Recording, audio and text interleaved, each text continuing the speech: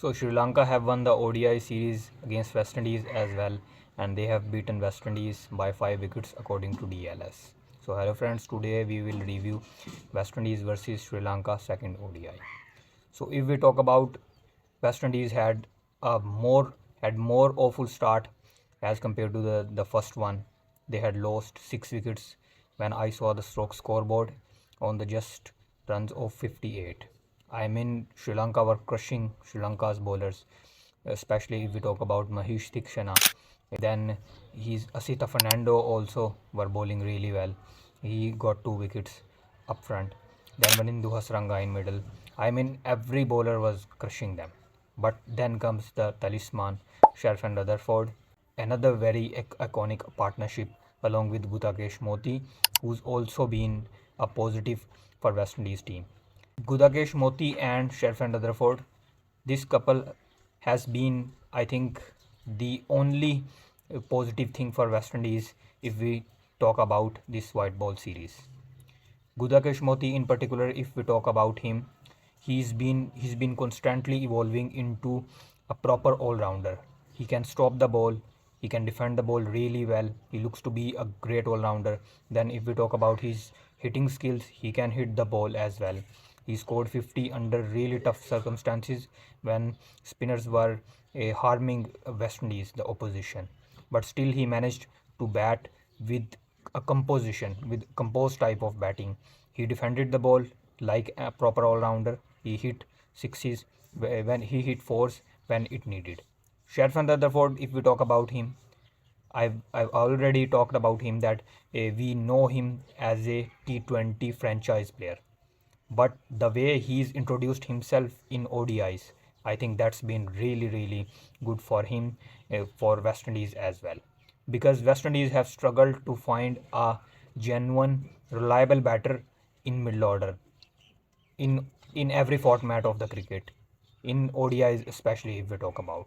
But Rutherford has provided West Indies a compact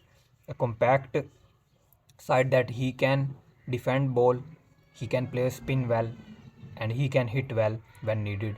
He actually allows your opposition, the other batter, when the other batter bats along with him on the other end, he allows him to play his natural game, and he does not allow the run rate to come down.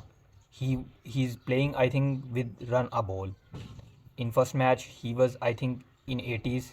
Now he got out on the full toss, but he was batting really impressively, and I thought for a moment that he would score 100, and I really felt for him when he got out on a full toss on the very verge of the boundary. West Indies top order has struggled.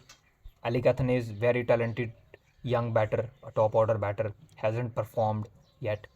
Then Shea Hope, the most experienced batter in this West Indies lineup, the captain who always stands tall in this format, but he hasn't scored in the previous 2 ODIs, so that's been the concern for them. And I think when Shea Hope doesn't score for West Indies, it's always problems for West Indies, especially in the ODI format. If we talk about Sri Lanka, Sri Lanka's bowling has been superb. Their spin bowling has been one department which has demolished West Indies completely. The one thing you would want to see more is Dilshan Madhushanka, who hasn't represented Sri Lanka for a long time, since T20 World Cup. You would like to see him back inside. Their batting, Nishan Madhushka scored again valuable runs. Then Samra Vikrama wasn't scoring runs in the middle order for long. He scored valuable 38.